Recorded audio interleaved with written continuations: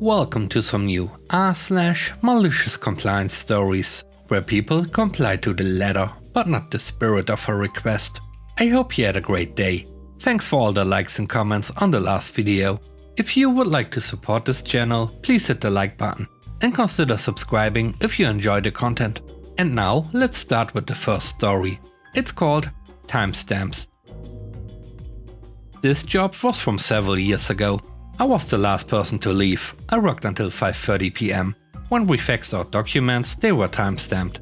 The last documents I faxed were usually timestamped at 5:20 PM. Because when we faxed documents, we usually did several at once, probably 5 or so.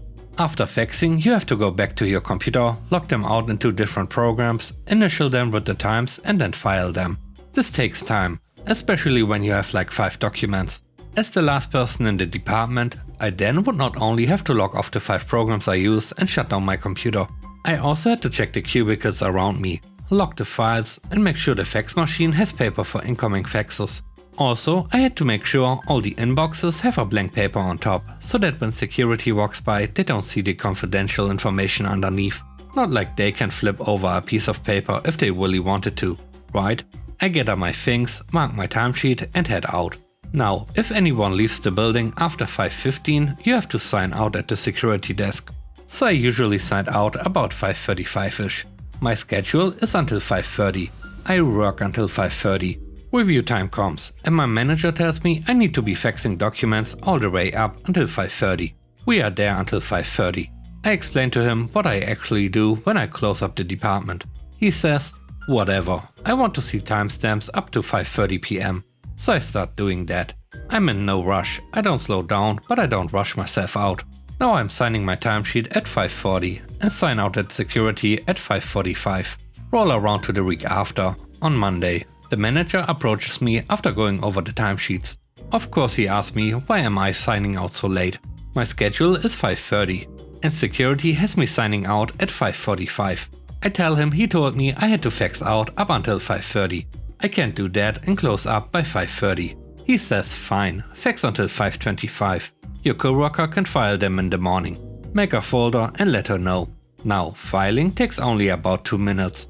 So now I'm signing out at 5:32 and security at 5:36. He's good with this. However, my coworker now has an additional task when she comes in, because per long-standing protocol, if you finish someone else's job, you must verify their final step.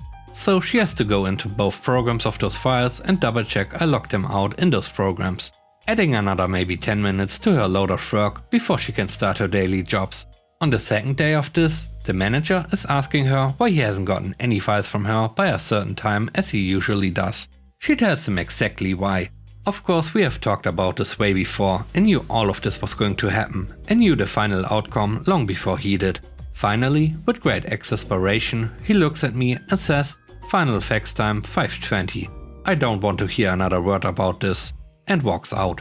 She and I just look at each other and don't need to say a word. The next story is called Lunch Round Trips. A few years back, I worked at a small IT security reseller / consulting place that tried hard to nickel and dime everyone. I had a customer that was a bit over 1.5 hours away, and the rule was that you had to be working more than 2 hours away from your home city to have meals covered. I initiated some malicious compliance and drove back home for lunch the 3 days I had to be on site at that customer. When I turned in my expense report for the mileage, I got called into the office. I explained that the reason there were 2 round trips was that I was just following policy not to eat out and charge that back, since I was not 2 hours out. That policy got changed real fast, as the mileage was around $250 at the time, and the customer wasn't happy. The third story is called Prove It. A while back, my agency was about to deploy a new financial management system, which had been developed in-house to dovetail with some of our pre-existing systems. I was part of a combo tech/management group tasked with reviewing the new software. After a short hands-on demo, we were on the receiving end of a presentation by the developer. Let's call him Tim, with whom I had a bit of a not great history. The more we got into the technical nuts and bolts of the new system, the more apparent it was Tim was leaning heavily on security through obscurity. Mid-presentation, Tim and I got into it a little bit. Tim saying his structures were so arcane nobody would be able to trace the course of his calls. Me calling it BS, saying for a sufficiently skilled programmer, the question wouldn't be if, but when. Tim calling that BS, etc, etc. You get the idea.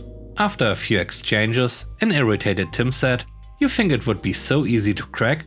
Prove it." At that point, I backed off to let Tim finish his presentation. But while Tim did that, I cracked open my notebook and went back into the demo system. About 20 to 30 minutes later, when Tim was in the final Q&A phase of his presentation, I re-raised my concerns. Tim reasserted his confidence in his system's security.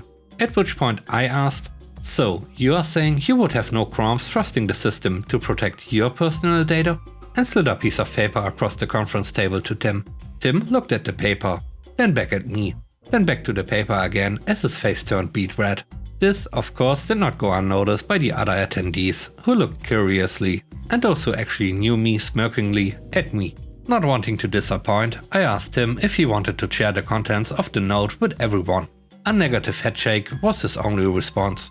One of the other attendees who knew me said, "Okay, what's the deal?" All I said was, "It's Tim's call. Either he can read out loud what's on that piece of paper, or he can explain what it is and why he doesn't want to." Painted into a corner, Tim had no choice. He mumbled, "It's me." While Tim was continuing his presentation, I had gone back into the demo and cracked my way down to programmer mode. I sussed through the data structures enough to get to the personnel file. I'd figured Tim was the sort to use himself as a test entry in the file, and I was right.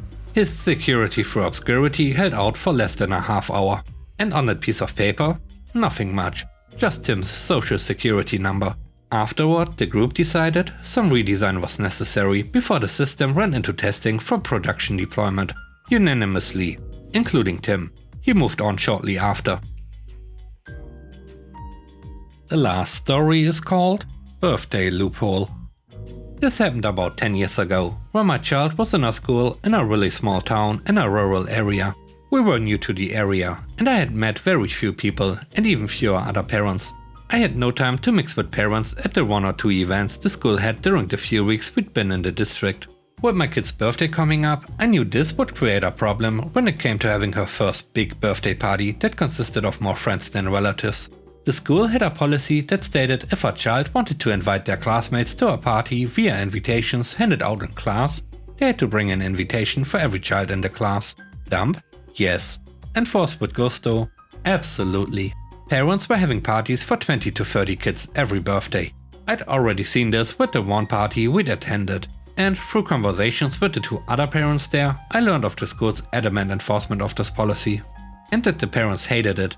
I hadn't even experienced it yet, and was already twitching at the thought of 20 to 30 children my child may or may not like, and possibly at least one parent for each arriving at my small home. I could also already hear my husband protesting the invasion of his home by strangers. To say we were a very private couple would be an understatement. I was not going to work, so I hatched a plan. When my own child's birthday party planning came around, I called the school and arranged a meeting with her teacher. At the meeting, I presented her with a small stack of invitations made out to selected friends of my child. I explained the situation of me not having contact information for their parents. I asked if she could please put the invitations into the children's take-home folders that afternoon so that the parents could find them. As she was trained to do, she told me she couldn't only put them in their folders for a handful of students, because it violated class policy on invitations. Being ready for this, I pulled out the school handbook. I opened it to the page I'd marked containing the policy. I used it to show her that it says the students may not pass out invitations to only a handful of their peers, but it says nothing about a teacher placing the invitations into a folder to be sent home at the end of the day without the students knowing about it during the day. After a moment of thought, she took the invitations and chuckled while shaking her head. She told me she'd never had a parent actually schedule a meeting to try to get out of a school rule and win on a well thought out technicality, and that she was going to remember it for a long time. The kids had a great party. I finally got contact information for the parents when they called, and we only had to deal with a handful of people in the tiny space. Wins all around. And with that, we end today's video. Let me know what you think about the stories. On a scale of 1 to 10, how would you rate the stories and today's video? I hope you enjoyed the video. If you like what I do and want to support me, please subscribe and hit the like button. I hope you have a great day. Stay safe. Bye bye.